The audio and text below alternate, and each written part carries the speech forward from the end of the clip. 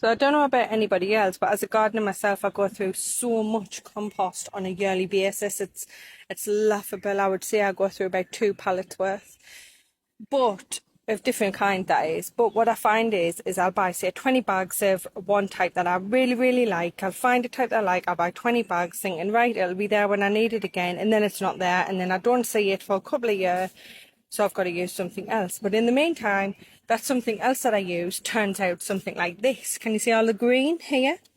It's horrible. It's like slime. Or it'll be something like, let's see, like this, where it goes, it's like soil, but this isn't actually a soil-based compost. Sorry, like this. This isn't a soil-based compost, so it really annoys me that it's so tough and hard. Even though they get watered every other day, it's got grit in and whatnot, it's just quite tough, and it'll suffocate the roots. So what I was thinking as I was doing my petunias in this, because this is actually quite nice compost, and I'm not quite sure which one it is. So what I'm going to do is, not just for you guys but for myself mainly, is I'm going to do videos when I get compost and give a review of where it's from, how much it costs and what it's like, because I don't know about anybody else, but I really begrudge, unless it's like a proper fancy plant, paying more than like £3-4 for a bag of compost. I always look for the deals. Like, so today you get 4 bags for a tenner out of the range. I'm gonna bring them down. I'll be putting on tomorrow, and I'll give a quick review of what that's like.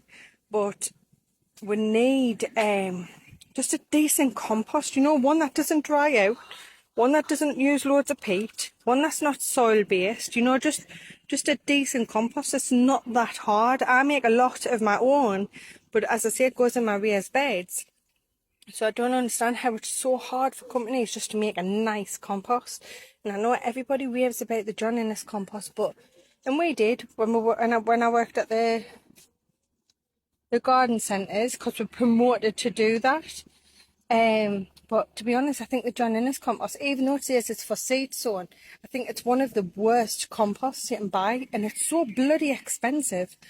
So I think what I'm going to do is, when I get new compost, so like this one here, this is 40 litres, and I think I got this from